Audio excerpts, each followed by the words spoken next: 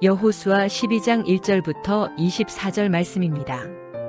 이스라엘 자손이 요단 강 동쪽 해돋는 쪽 곧 아르논 골짜기에서부터 헤르몬 산까지 동쪽 온 아라바를 무찌르고 점령하였는데 그 땅의 왕들은 다음과 같다. 하나는 헤스본에 사는 아모리 사람의 왕 시온이다. 그는 아르논 골짜기 끝에 있는 아로엘에서 골짜기 중간과 길르앗의 반쪽과 더 나아가서 암몬 자손의 경계인 야복 강까지를 다스렸다. 그는 또한 아라바 동쪽 방면의 긴네롯 바다까지와 아라바의 바다, 곧 동쪽 방면의 사해, 베니어시못으로 통하는 길까지와 남쪽으로는 비스가 산 기슭까지 다스렸다. 또 하나는 바산 왕인 옥이다. 그는 르바 족 가운데서 살아남아 아스다롯과 에드레이에서 살고 있었다. 그는 헤르몬 산과 살르가와 온 바산과 그술 사람과 마아가 사람과 길르앗의 반쪽과 그리고 더 나아가서 헤스본 왕 시온이 다스리는 땅의 경계선까지 다스렸다. 이 두 왕은 바로 주님의 종 모세와 이스라엘 자손이 무찌른 사람들이다. 주님의 종 모세가 그 땅을 르우벤 지파와 갓 지파와 므낫세 반쪽 지파에게 주어서 소유로 삼도록 하였다. 여호수아와 이스라엘 자손이 요단 강 동쪽에 있는 서쪽 레바논 골짜기의 바알갓에서부터 세일로 올라가는 곳인 할락산까지 그 땅의 왕을 모두 무찔렀다. 여호수아가 이스라엘의 지파들에게 그 지파의 구분을 따라 그 땅을 나누어 주어서 가지게 하였다. 그 땅은 산간 지방과 평지와 아라바와 경사지와 광야로서 헷사람과 아모리 사람과 가나안 사람과 브리스 사람과 히위 사람과 여부스 사람이 사는 남쪽에 있다. 그들이 무찌른 왕들은 다음과 같다. 여리고 왕이 하나, 베델 근처에 아이 왕이 하나, 예루살렘 왕이 하나, 헤브론 왕이 하나, 야르뭇 왕이 하나, 라기스 왕이 하나, 에글론 왕이 하나, 게셀 왕이 하나, 드빌 왕이 하나, 게델 왕이 하나, 호르마 왕이 하나, 아랏 왕이 하나, 림나 왕이 하나, 아둘람 왕이 하나, 막게다 왕이 하나, 베델 왕이 하나, 답부아 왕이 하나, 헤벨 왕이 하나, 아벡 왕이 하나, 라사론 왕이 하나, 마돈 왕이 하나, 하솔 왕이 하나, 시므론 무론 왕이 하나, 악삽 왕이 하나, 다아낙 왕이 하나, 무깃도 왕이 하나, 게데스 왕이 하나, 갈멜의 용르암 왕이 하나, 도르 언덕의 도르 왕이 하나, 길갈의 고임 왕이 하나, 디르사 왕이 하나이다. 이 왕들은 모두 31명이다. 네, 샬롬. 오늘도 말씀 앞에 나오신 여러분을 축복합니다. 우리는 지난 시간 이 하솔 왕을 비롯한 거대한 연합군에게 이스라엘을 승리하게 하신 말씀을 보았습니다. 그리고 오늘 12장에서는 하나님의 은혜로 그동안 이스라엘을 정복한 왕들에 대해 기록하고 있음을 볼 수 있습니다. 먼저 1절부터 6절은 모세가 정복한 요단 동쪽의 왕들에 대한 기록입니다. 2절과 4절에 등장하는 아모리 족속의 두 왕, 헤스본 왕 시온과 바산왕 옥은 모세 때 죽임을 당했습니다. 민수기 21장 21절 이하를 보면 먼저 이스라엘은 헤스본 왕 시온에게 자신들이 그 땅을 지나가게 해달라고 정중하게 요청을 하죠. 우리가 어느 것도 건드리지 않고 오직 그 길을 따라서 건너가기만 하겠다. 그러나 시온이 자기의 영토를 지나가면 용납하지 않습니다. 그리고 오히려 이스라엘을 치러 광야로 나오게 되면서 이스라엘과 이 시온 왕의 전투가 벌어지죠. 그 결과 시온 왕이 죽임을 당하고 또 그 시온 왕이 다스렸던 영토를 이스라엘이 얻게 됩니다. 바산왕 옥 역시 자신의 백성을 거느리고 나와서 이스라엘과 싸우려고 하죠. 그래서 이 하나님께서 그 땅을 이스라엘에게 넘기셨음을 모세에게 말씀하시면서 바산왕 옥에게서도 역시 승리하여 그 땅을 취하게 됩니다. 이처럼 이 두 왕은 이스라엘에 대적함으로 이들 뒤에 계실 하나님을 대적하는 죄를 지었기 때문에 진멸을 당하였습니다. 그리고 이들의 패배는 모압 왕 발락을 두려워 떨게 한 만큼 이스라엘과 함께 하시는 하나님을 만방에 알리는 계기가 되었습니다. 그리고 이 두 왕이 가지고 있던 영토는 6절과 같이 르우벤, 갓, 므낫세 반지파에게 분배되었습니다. 여호수아가 이제 막 정복 전쟁을 끝낸 시점에서 과거 요단 동쪽의 정복 과정과 분배를 언급하시는 이유는 이 지금 여호수아가 행한 일들뿐만 아니라 이 과거의 이 시작부터 하나님께서 함께 하셨던 그 은혜를 상기시키기 위함입니다. 그리고 또한 이제 요단 서쪽의 땅들을 분배하기 위함이기도 합니다. 7절부터 24절은 왕들의 이름이 길게 나열이 되어 있죠. 이는 여호수아 때 점령한 서쪽 가나안 지역왕 31명에 대한 기록인데요. 이름 순서는 대체로 정복 기사 순서를 따르는데 이전에 언급되지 않는 성읍들과 왕들도 기록되어 있음을 알 수 있습니다. 이처럼 많은 절을 할애하며 왕들의 이름을 자세하게 기록한 이유가 무엇일까요?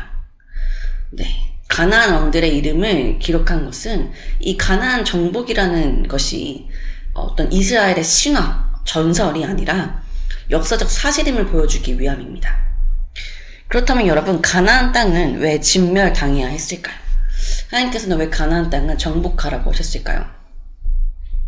우리가 말씀을 통해서도 보았듯이 가나안 땅은 하나님을 대적하는 자들이 가득했고 또 우상과 음란 등 온갖 제약으로 가득했던 땅이었습니다. 그렇게 가나안 땅에 우상을 섬기며 또 그 힘을 의지하던 31명의 왕들은 하나님을 대적하며 하나님이 함께 하시는 이스라엘을 두려워하지 않았습니다. 이에 하나님께서는 이스라엘을 통해서 하나님의 살아계심과 또 하나님의 공의를 그 땅에 선포하셨습니다. 온갖 거짓된 우상들이 가득한 가나안 땅에 하나님만이 참 신이시요 참 왕이심을 증거하신 것이죠. 따라서 가나안 정복은 단순한 정복 전쟁이 아니라 하나님을 거역한 나라들을 향한 하나님의 공의가 드러나는 심판이었다고 볼 수 있습니다. 그리고 이스라엘에게 이 약속의 땅을 주시겠다고 말씀하신 언약의 성취라고도 할 수 있습니다. 이제 하나님을 모르던 가나안 땅은 하나님의 백성인 이스라엘이 취함으로 하나님을 향한 제사가 올려지고 또 하나님의 이름의 영광이 선포되는 땅이 될 것입니다. 그리고 가나안 땅이 이렇게 온전히 회복되어 그 땅에 있는 많은 이방인들도 하나님을 알게 되는 사건이 되겠죠. 여러분, 하나님께서 출애굽 이후 이스라엘 백성들에게 가나안 땅을 약속하시고 또 점령하게 하신 말씀들은 우리에게 어떤 교훈을 주고 계신 걸까요? 사실 이런 이스라엘 역사를 보면 이것이 우리와 무슨 상관이 있나 라는 생각이 드실 수도 있습니다. 여러분, 이 말씀은요, 하나님께서 우리에게 말씀하시고 약속하신 것들은 절대 땅에 떨어지지 않는다는 것을 우리에게 교훈하고 계신 것입니다. 우리 눈에 불가능해 보이고 우리 힘으로 안 될 것 같은 일을 하나님께서는 이루십니다.